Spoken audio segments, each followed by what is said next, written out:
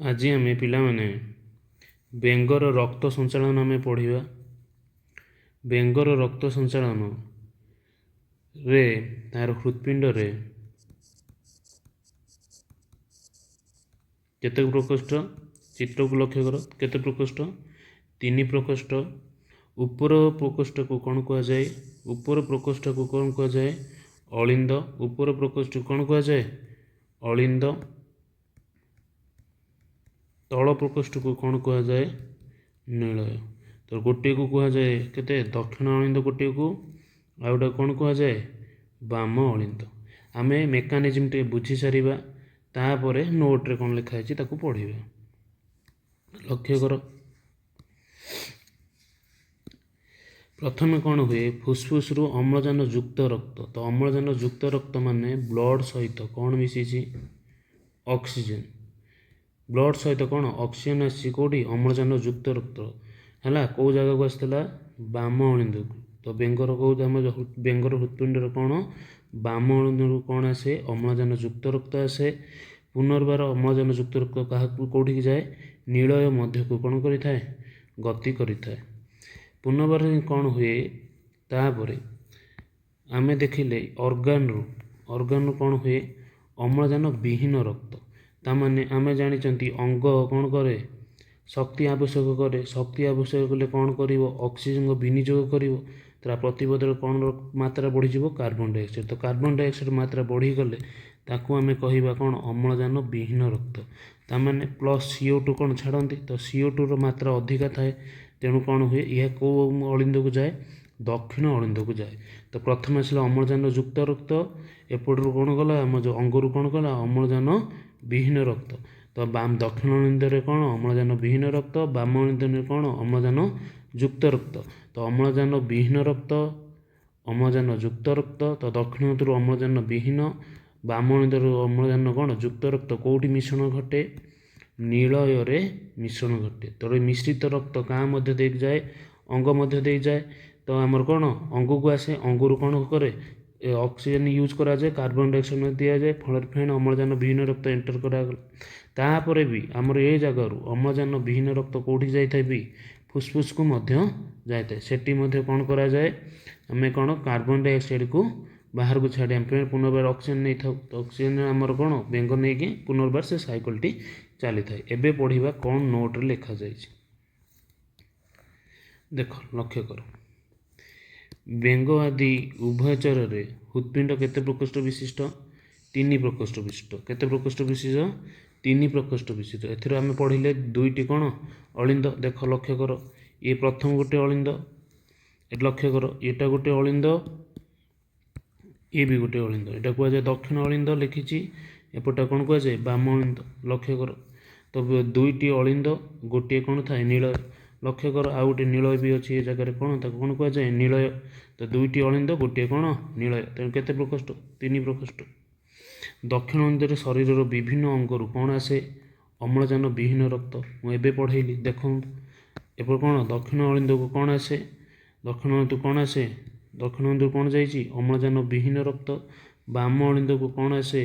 अम्लजान युक्त रक्त। सेटा लिखा जाइए विभिन्न अम्लजान विहीन। बाम अलिंद कौटू आसता है? फुसफुस रु। लक्ष्य कर फुसफुस रु ही आसूँ कौन? अम्लजान युक्त रक्त कौटी की? बाम अलिंद है। तो बाम अलिंद फुसफुस अम्लजान युक्त रक्त पहुँचे। अलिंदर संकोचन हेले रक्त क्या जाए? नीलय मध्य को प्रवेश करे। तो अलिंदर संकोचन जदि घटो ताहले कौन हम? अलिंदर जदि संकोचन घटे ताहले से कौटी एंट्री मारे? कौटी की? नीलय। तो ये आमर कौन हुए? नीलय अम्लजान युक्त रक्त प्लस अम्लजान कौन? विहीन रक्तर कौन हुए? मिश्रण हुए ना नहीं? तो नीलय तो आम देखिए कौन दे? नीलयर संकोचन है फल कौन हो? जितेबाला अलिंदर संकोचन हम नीलय कौन है? अम्लजान युक्त रक्त अम्लजान विहीन रक्तर कौन हुए? मिश्रण हुए। नीलयर संकोचन हेले मिश्रित रक्त क्या मध्य दे जीव? धमनी मध्य दे विभिन्न अंग को प्रभावित। तो कौट हो जाए? विभिन्न अंग को धमनी मध्य दे आसूची। विभिन्न अंग को प्रभावित होगा कौन? ऑर्गन ऑक्सीजन यूज कर क्या छाड़ुची? कार्बन डाइऑक्साइड मात्रा बढ़ी जाऊँगी। देखिए उभय बेंग अन्य उभयचर शरीर होता चयापचय धीर मंथर गतिर ହୋଇଥାଏ। ତେଣୁ କମ୍ ଶକ୍ତିର ଆବଶ୍ୟକତା, କାହିଁକିନା ଆମର ଯେଉଁ ବେଙ୍ଗଟି ଆମର କ'ଣ ଯେତିକି ଆମେ କାମ ୟୁଜ୍ କରୁ ସେ ସେତିକି ୟୁଜ୍ କରିପାରେ ନାହିଁ, ଆଉ ତା'ର କିଛି ବି ବେଶୀ ଆମର କ'ଣ କାର୍ଯ୍ୟ କରେ ନାହିଁ।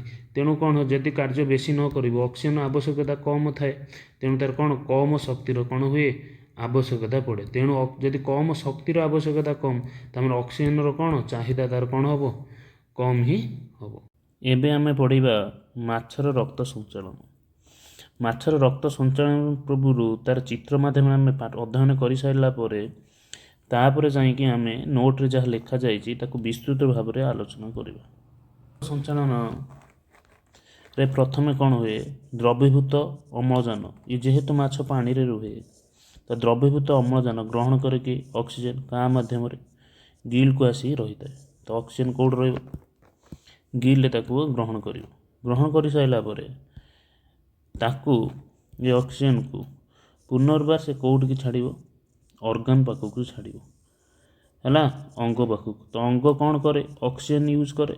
ତ ଅକ୍ସିଜେନ୍ କରି କ'ଣ ମିଶାଇବ, କାର୍ବନ୍ ଡାଇଅକ୍ସାଇଡ଼୍ ମାତ୍ରା ବଢ଼ିଯିବ। ତେଣୁ ଇଏ କ'ଣ ଯାଇଥିଲା, ପ୍ରଥମେ ଯାଇଥିଲା ଅମ୍ଳଜାନ ଯୁକ୍ତ ରକ୍ତ। ଯେତେବେଳେ ଅଙ୍ଗ ୟୁଜ୍ କରିସାରିବ ସିଏ କ'ଣ ହେଇଯିବ, ଅମ୍ଳଜାନ ବିଯୁକ୍ତ ରକ୍ତ, ବା ତାକୁ ବି କହିପାରିବା ଅଙ୍ଗାରକାମ୍ଳ ଯୁକ୍ତ ରକ୍ତ। କାହିଁକିନା ଅଙ୍ଗାରକାମ୍ଳର ମାତ୍ରା କ'ଣ ହେଇଯାଇଥିବ, ବଢ଼ିଯାଇଥିବ। ପୁନର୍ବାର ସେ କାହା ମଧ୍ୟମ ଦେଇ, ଶିରା ମଧ୍ୟ ଦେଇ ସେ କେଉଁଠି ଏଣ୍ଟ୍ରି କରିବ, ହାର୍ଟର ଦୁଇଟା ଚାମ୍ବର ଥିବ, ଗୋଟିଏ ଅଳିନ୍ଦ ଗୋଟିଏ କ'ଣ ନୀଳୟ। ତ ଗୋଟିଏ ଅଳିନ୍ଦ ଗୋଟିଏ ନୀଳୟ ତ ଏଣ୍ଟର କରିବ। ଏଇଟା କି ବ୍ଲଡ଼ ହେଇଯାଇଥିବ, ଅଙ୍ଗାରକାମ୍ଳ ଯୁକ୍ତ ବା ଅମ୍ଳଜାନ ବିହୀନ ରକ୍ତ କେଉଁଠିକି ଯିବ, କ'ଣ ମାଛର ହୃତ୍ପିଣ୍ଡକୁ ଯିବ, ହାର୍ଟକୁ ଯିବ। ତାପରେ ଅଳିନ୍ଦରୁ ସେ ପୁନର୍ବାର ଗତି କରିବ ନୀଳୟକୁ, ତାପରେ ଧମନୀ ମଧ୍ୟ ଦେଇ ସେ କେଉଁଠିକି ଯିବ, ଗିଲ୍ ମଧ୍ୟକୁ କ'ଣ କରିବ, ପ୍ରବେଶ କରିବ, ବା ଗାଲି ମଧ୍ୟ ଯିବ। ତ ଗାଲି କ'ଣ କରିବ, କାର୍ବନ୍ ଡାଇଅକ୍ସାଇଡ଼୍କୁ ବାହାର କରି ପୁନର୍ବାର କ'ଣ କରିବ, ଅକ୍ସିଜେନ୍ ଗ୍ରହଣ କରି ଏ ପ୍ରକ୍ରିୟା କ'ଣ ଚାଲୁ ରଖିବ। ତେଣୁ ଏଥିରୁ ଆମେ ଜାଣିଲେ ଗୋଟିଏ ଅଙ୍ଗକୁ ପହଞ୍ଚିଲା ବେଳକୁ ଅଙ୍ଗକୁ ଥରେ ବ୍ଲଡ଼ ପହଞ୍ଚିଲା ବେଳକୁ ହୃତ୍ପିଣ୍ଡରେ ବି କ'ଣ ଥରେ ହିଁ ପହଞ୍ଚୁଛି। ତେଣୁ ଆ ନାଁ ଦେଲେ କ'ଣ, ଏକକ ସଞ୍ଚାଳନ।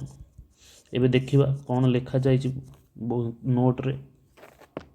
ମାଛର ହୃତ୍ପିଣ୍ଡ ଦୁଇ ପ୍ରକୋଷ୍ଠ, ଆମର ହେଲା ଗୋଟିଏ ପ୍ରକୋଷ୍ଠ ଅଳିନ୍ଦ, ଗୋଟିଏ ପ୍ରକୋଷ୍ଠ ନୀଳୟ। ଏଥିରେ ଗୋଟିଏ ଅଳିନ୍ଦ ଗୋଟିଏ ନୀଳୟ। ତ ଶରୀରରୁ ଅଙ୍ଗାରକାମ୍ଳ ଯୁକ୍ତ ରକ୍ତ ସଂଗୃହୀତ ହୋଇ ହୃତ୍ପିଣ୍ଡ ମଧ୍ୟ ଦେଇ କେଉଁଠି ଯାଇଥାଏ, ତମେ ଦେଖ ଏ ଶରୀରରୁ ଅଙ୍ଗାରକାମ୍ଳ ଯୁକ୍ତ ରକ୍ତ ମିଶି କେଉଁଠି ହୃତ୍ପିଣ୍ଡ ଦେଇ କାହା ଭିତରୁ ଗଲା, ଗାଲି ଭିତରୁ ଗଲା। ଗାଲିରେ ରକ୍ତ ଦ୍ରବୀଭୂତ ଅମ୍ଳଜାନ କ'ଣ କଲା, ରକ୍ତ ଦ୍ରବୀଭୂତ ଅମ୍ଳଜାନ ଗ୍ରହଣ ହୋଇ ଆହରଣ କରେ, ତାହା ଶରୀରର ବିଭିନ୍ନ ଅଙ୍ଗକୁ କ'ଣ ହୁଏ, ପ୍ରଭାବିତ ହୁଏ। ଏବେ ଆମେ ପଢ଼ିବା ରକ୍ତଚାପ କହିଲେ କ'ଣ ବୁଝୁ। ତ ରକ୍ତଚାପ ପଢ଼ିବା ପୂର୍ବରୁ ଆମେ ଡାଇଗ୍ରାମ ମାଧ୍ୟମରେ ଆଗେ ବୁଝିବା, ତାପରେ କ'ଣ ନୋଟ୍ରେ ଲେଖାଯାଇଛି ତାକୁ ପଢ଼ିବା। ଆଗେ ଦେଖ, ଲକ୍ଷ୍ୟ କର, ଏଇଟା ଆମେ ପଢ଼ିଛନ୍ତି ହୃତ୍ପିଣ୍ଡର କେମିତି ବ୍ଲଡ଼ ସାର୍କୁଲେସନ୍ ହୁଏ, ହୃତ୍ପିଣ୍ଡରେ କେମିତି ରକ୍ତ ସଞ୍ଚାଳନ, ଏ ବିଷୟରେ ଆମେ ସମ୍ୟକ ଧାରଣା ପାଇଛୁ ପୂର୍ବ କ୍ଲାସ୍ରେ। ଏବେ ଆମେ ଦେଖିବା, ଆମେ ଜାଣିଛନ୍ତି ଫୁସ୍ଫୁସ୍ରୁ କ'ଣ ଆସେ, ଅମ୍ଳଜାନ କ'ଣ ଯୁକ୍ତ ରକ୍ତ ଆସେ କେଉଁଠି, ଫୁସ୍ଫୁସ୍ ଶିରା ମାଧ୍ୟମ ଦେଇ କେଉଁଠିକି ଆସେ, ବାମ ଅଳିନ୍ଦ, ତାପରେ ଆସେ କେଉଁଠିକି, ବାମ ନୀଳୟ ଦେଇ, ତାପରେ କ'ଣ ମହାଧମନୀ ମଧ୍ୟ ଦେଇ କେଉଁଠି ଯାଏ, ଅଙ୍ଗକୁ ଯାଏ। ଅଙ୍ଗରେ ୟୁଜ୍ କରାଯାଏ କ'ଣ, O2 ଅକ୍ସିଜେନ୍ ୟୁଜ୍ କରିସାରିଲା ପରେ କାର୍ବନ୍ ଡାଇଅକ୍ସାଇଡ଼୍ ମାତ୍ରା ବଢ଼ିଯାଏ। କାର୍ବନ୍ ଡାଇଅକ୍ସାଇଡ଼୍ ଫୁସ୍ଫୁସ୍ ଧମନୀ ମଧ୍ୟ ଦେଇ ଦକ୍ଷିଣ ଅଳିନ୍ଦ, ପରବର୍ତ୍ତୀ ଅବସ୍ଥାରେ ଦକ୍ଷିଣ ନୀଳୟ, ତାପରେ କ'ଣ ହୁଏ, ଅଙ୍ଗାରକାମ୍ଳ ଯୁକ୍ତ ରକ୍ତ କାହା ମଧ୍ୟକୁ ଯାଇଥାଏ, ଫୁସ୍ଫୁସ୍ ମଧ୍ୟ। ତ ଏଠି ପ୍ୟୁରିଫାଏ ହେଇ କ'ଣ କରେ, କାର୍ବନ୍ ଡାଇଅକ୍ସାଇଡ଼୍ ବାହାରିଥାଏ, ପୁନର୍ବାର ଅକ୍ସିଜେନ୍ କ'ଣ କରି ଅମ୍ଳଜାନ ଯୁକ୍ତ ରକ୍ତ ଫୁସ୍ଫୁସ୍ ଶିରା ମଧ୍ୟ ଚାଲିଥାଏ। ଏଇଟା ଆମେ ଜାଣିଛନ୍ତି। ରକ୍ତଚାପ କହିଲେ କ'ଣ, ଦେଖିବା ରକ୍ତ କିପରି ହୃତ୍ପିଣ୍ଡରେ ଚାପ ସୃଷ୍ଟି କରୁଛି। ଯେତେବେଳେ ଫୁସ୍ଫୁସ୍ ମଧ୍ୟରେ ଅଙ୍ଗାରକାମ୍ଳ ଯୁକ୍ତ ଫୁସ୍ଫୁସ୍ ମଧ୍ୟରେ ଯେତେବେଳେ ଅମ୍ଳଜାନ ଯୁକ୍ତ ରକ୍ତ ବାମ ଅଳିନ୍ଦକୁ ଆସିଥାଏ, ସେଠି କ'ଣ ହୁଏ, ଗୋଟେ ସଂକୋଚନ ସୃଷ୍ଟି ହୁଏ। କ'ଣ ହୁଏ, ସଂକୋଚନ ହେଲେ ସେ ଏଣ୍ଟର କରିବ କେଉଁଠିକି, ବାମ ନୀଳକୁ। ଏଠି ସଂକୋଚନ ହେଲେ ସେ କ'ଣ ହେବ, ମହାଧମନୀ ମଧ୍ୟ ଦେଇ ବା ଧମନୀ ମଧ୍ୟ ଦେଇ କେଉଁଠିକି ଯିବ।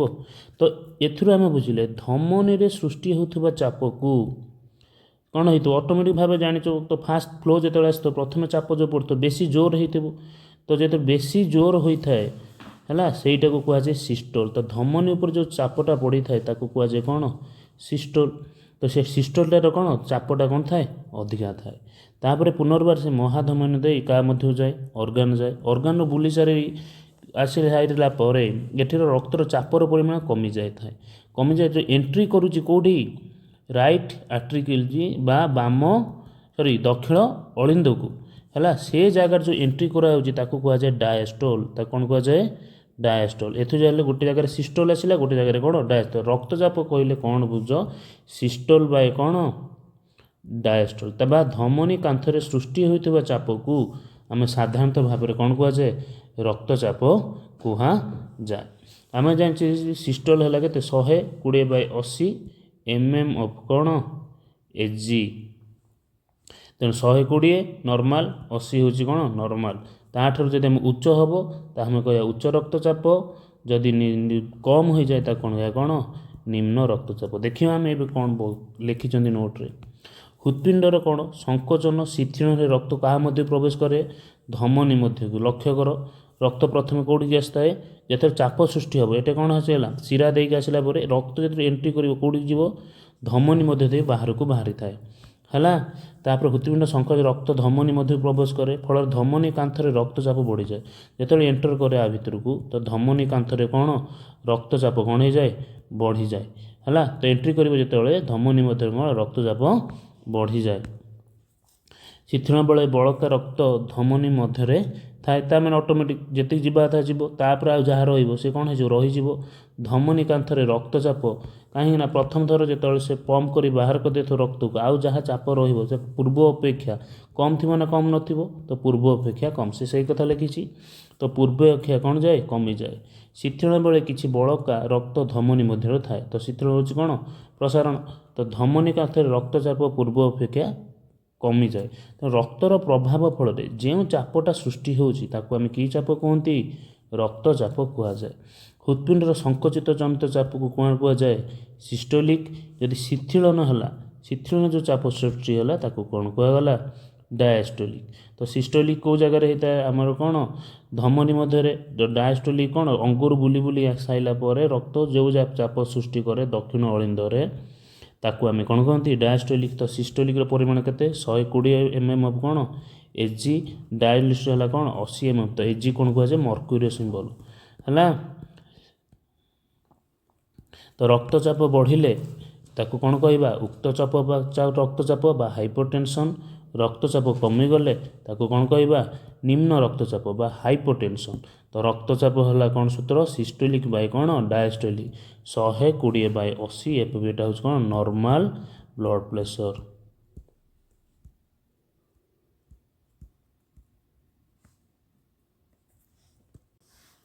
पिले एबे पढ़िया रक्त जमाट बांधे किपरि आपको पढ़ा पूर्व आगे आम फिगराइज्ड देखिया फिगर माध्यम आगे बुझी सारिबा तापर कौन लिखा जाइए अध्ययन करवा देख एटा हूँ ब्लड सिंबल आम ब्लड कैपिलरी ता भितर कौन कौन थाए आरबीसी थाए ब्लड रे डब्ल्यूबीसी थाए प्लेटलेट जिते बड़े आम देहरे क्षत सृष्टि हुए से कौन ना प्लेटलेट बा अणुचक्रिकारु कौन हुए अणुचक्रिकारु बा क्षत अणुचक्रिकारु कौन हुए प्रथमे प्रोथ्रोम्बिनेज काइनेज नामक प्रोथ्रोम्बिनेज काइनेज तैयारी हुए तापर सेटा कादे परिणत हुए थ्रोम्बोकाइनेज ठीक सेमिति जो क्षत टिश्यू अच्छी टिश्यू भी किसी क्षय हो से टिश्यू कौन बाहर सी भी सही थ्रोम्बोकाइनेज बाहर ये सब कौन था ना इनएक्टिव था एक्टिव न था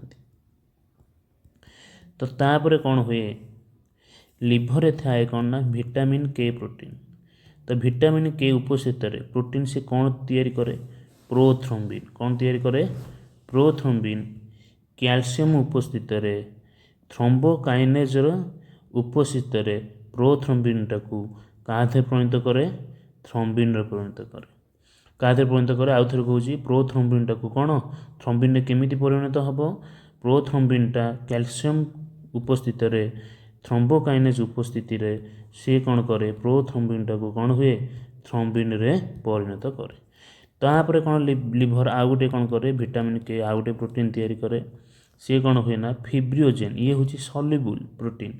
तो आमर कौन हो रक्त क्षय हेल्ले जो सल्युबल हम सी तो ऑटोमेटिक भाव रक्त पुनर्वार बाहर। तेणु कह जाए फिब्रियोजेन बा सल्युबल प्रोटीन रु किमिति आम ताकू इनसल्युबल प्रोटीन तैयार करदा फल आमर कौन ये रक्त कौन जमाटो जो बांधा कार्य से संपादन कर आउ रक्त बाहरी पार ना ये जाली भली नेटवर्क तैयारी कर। तो कौन हुए ना विटामिन के उपस्थित फिब्रियोजेन टाकू है फिब्रिन रे किए करे जो तैयारी हो जाइथिबा थ्रोम्बिन आ पुनर्बार से कैल्शियम उपस्थित इनएक्टिव टाकू कौन करे आम सल्युबल प्रोटीन टाकू कौन करे इनसल्युबल प्रोटीन रे कौन करे अद्रवणीय तंतु बा कौन कह जाए अद्रवणीय तंतु रे कौन करे तापर कौन करे ना ये जो फिब्रिनटा तैयारी हो साइला परे से क्षेत्र जगार एक जाल कौन सृष्टि करे फल रक्त आ कौन बाहरी पारे ना। तो यहाँ कौन है किए करें फिब्रिन बा फाइब्रिन तुम बही रे एबे देखिया कौन नोट लिखा जाइछि देख शरीर कौन स्थान शरीर कौन स्थान कटिगले बा खंडिया होगले से स्थान कौन बाहर मेडिसिन नहीं कौन रेड ड्रपलेट आकार देखा से स्थान कौन बाहर रक्त बाहर। तो प्लाज्मा थिबा विभिन्न प्रोटीन रक्त जमाट बांधे रक्तस्राव बंद हुए एथिरे प्लाज्मा थिबा रक्त जमाट बांधिबा कर ये जो रक्त जमाट बांधे कौ जगार अच्छी ब्लडटा आमर कौन प्लाज्मा रे ये प्रोटीन तैयारी हुए देखिए। तो खंडिया हुई रक्त बाहर कौन आसला क्षत टिश्यू भांगी जाइथिबा अणुचंक्या वायु। तो ये जो थ्रोम्बोकाइनेस कौन प्रोथ्रोम्बिनेस जो क्षत टिश्यू आ प्लेटलेट बाहर क्या कंटाक्टर आसवे बाहर को आसिले ऑक्सीजन कंटाक्टर आसवे ताहले प्रोथ्रोम्बिनेस नामक तैयारी हे आसिया फल केत स्थान कौन हुए थ्रोम्बोप्लास्टिन कौन हम ये आगे कौन थ्रोम्बोप्लास्टिन तैयारी कर थ्रोम्बोकाइनेस थ्रोम्बोप्लास्टिन नामक लिपोप्रोटीन तैयारी हुए थ्रोम्बोप्लास्टिन नामक लिपोप्रोटीन माने लिपिड अच्छी ता सहित कौन अच्छी प्रोटीन अच्छी है बा से आमर कौन हो स्नेह सार आ कौन पुष्टि सार यह रक्त रे थिबा कैल्शियम आयन बा एंजाइम उपस्थित है प्लाज्मा रे थिबा प्रोटीन प्रोथ्रोम्बिन को क्या परिणत करे प्रोथ स्टेप वन कौन प्रोथ्रोम्बिन कौन करे थ्रोम्बिन परिणत करे क्या उपस्थित है कैल्शियम आयन उपस्थित है थ्रोम्बिन प्रभाव में फाइब्रियोजेन तापर थ्रोम्बिन प्रभाव में कैल्शियम उपस्थित फाइब्रियोजेन टा कौन होता फाइब्रिन में परिणत करे है प्लाज्मा प्रोटीन फाइब्रिन में परिणत हुए। परवर्ती समय फिब्रिन अद्रव्यण तंतुपरी लिखी इनसल्युबल प्रोटीन देख ये लिखी फाइब्रिनटा कौन इनसल्युबल प्रोटीन तेणु अद्रव्यण तंतुपरी काम कर क्षतस्थान ठूल हो जाल तैयारी करे और छंदी होगा द्वारा पतला आस्तरण अस्तरण हो हम आस्तरण है आस्तरण तैयारी हुए तमाने ये कौन करे फिब्रिन एठी गोटे कौन कर नेटवर्क जाली रकम तैयारी कर कौन ब्लड आमर बाहरी पार ना तापर फल क्षेत्रु बाहरी पारे ना कौन रक्त आमर कौन रक्त बाहरी पार ना कौन रक्तटा कौन हम जमाट बांध रक्त कौन हम जमाट। प्रथम आम ब्लड ग्रुप बा रक्त वर्ग विषय में पढ़ा आज तो प्रत्येक व्यक्ति रे एक निर्दिष्ट वर्गर कौन थाए रक्त थाए आम जानी रक्त प्रथमे कार्ल लैंडस्टनर देइथिले रक्त वर्ग से 1930 मसीह नोबेल पुरस्कार प्रदान करा जायतिला। ताहले ब्लड भितर कौन थाए आरबीसी थाए तो आरबीसी रो उपरी भाग रे कौन थाए जो प्रोटीन थाए ताकू आमे कहती एंटीजेन आगे मन रख कौटी थाए कोषर उपरी भाग रे तो कौन कह जाए एंटीजेन आउ कौन ना प्लाज्मा भितर जो रहिला एठी जो प्लाज्मा भितर जो तो रही सेटा को कह जाए एंटीबॉडी। आम जानी गोटे एंटीजेन एक निर्दिष्ट प्रकार कौन एंटीबॉडी की चिन्ह है तो निर्दिष्ट एंटीजेन एक निर्दिष्ट एंटीबॉडी की चिन्ह तो जोटारे आम पढ़िले एंटीजेन को दी प्रकार नाम देते प्रथम ए आ गए कौन बी तो जो एंटीजेन एंटीजेन अच्छी ए तार एंटीबॉडी कौन हम स्मॉल बी तार कौन हम स्मॉल बी बा स्मॉल बी को कह जाए एंटी ए है तो जो एंटीजेन अच्छी कौन बी अच्छी आंटीजेन सी हम कौन स्मॉल ए बाकू कह जाए आंटी बी है ना। तब देखिया से दर्शाई देले जे रोहित रक्त कणार बाह्यक आवरण रही विशेष प्रकार प्रोटीन तो से प्रोटीन ना कौन देते आंटीजेन बा ए एंड कौन बी दुई प्रकार आंटीजेन अच्छी लोहित गंधा रही प्रोटीन को आंटीजेन प्लाज्मा रही प्रोटीन कौन देले आंटीबॉडी जोटा देले स्मॉल ए आ कौन स्मॉल बी यहाँ को दृष्टि रखी आम रक्त वर्ग अच्छे केते प्रकार 4 प्रकार ए बी ए बी आउ कौन ओ देखिया कौन एठी लक्ष्य कर एठी हम देखछन ए ग्रुप रो हमर कौन हेची एटा होची आरबीसी रे कौन अच्छी कौ आंटीजेन अच्छी स्मॉल ए बड़ ए अच्छे आंटीजेन कौन अच्छी बड़ ए तो आंटीबॉडी कौन हो आंटीबॉडी हो कौन स्मॉल बी तो आंटी ए तो आंटीबॉडी एठी कौन हो आंटी बी ब्लड ग्रुप जो मन रखिबो जो ब्लड ग्रुप थिबो तार आंटीजेन कौन हम सबु बेले से बी ही हम आंटीजेन बी ब्लड ग्रुप जहाँ आंटीजेन से पूरा मन ही रखिदेव तो ए बी ब्लड ग्रुप रे आंटीजेन कौन रही एंड कौन बी है मुझे जो ब्लड ग्रुप तार आंटीजेन सामान तो आंटीजेन ए आ कौन बी आर कौन हम आंटीबॉडी ए बी ब्लड ग्रुप रे आंटीबॉडी नहीं तो आंटीबॉडी कौन हम नहीं तो ओ ग्रुप रे जेहेतु आंटीजेन नहीं तो आंटीबॉडी दीटा रहिबो ए एंड कौन बी एबे देखिया डायग्राम माध्यम रे तो क्रमिक संख्या रक्त वर्गर तो रहिला कौन ए तो रक्त ब्लड ग्रुप जदि ए रहिबो आंटीजेन कह रहिबो कौन ए तो आंटीबॉडी कौन आर उल्टा हो कौन हो स्मॉल बी एवं आर रहिबो ब्लड रक्त वर्ग बी रहिले आंटीजेन कौन से मु कह रक्त वर्ग जहाँ आंटीजेन से जमी ए बी रक्त वर्ग ए आउ बी अच्छी तो आंटीजेन कौन हो गला ए आउ कौन बी तार उल्टा बी उल्टा किए रहा आंटी ए बा स्मॉल ए तो ए ओ बी जेहेतु उभय रही ए आउ बी यार आंटी ए रही पारिबो नाही कि आंटी बी रही पारिबोनी कोठी आंटीबॉडी से लिखाला नाही तो ओ ब्लड ग्रुप रे तो हमर कौन आंटीजेन नाही हेथिबा हेतु तो ए आउ कौन बी रहिला तो आंटी ए और आंटी बी रहिला तो रक्त वर्ग क्या दान करें ए को दान करें कौन सर्वजन ग्रहिता क्या ए बी की भी दान करें बी को क्या दान करें बी को दान करें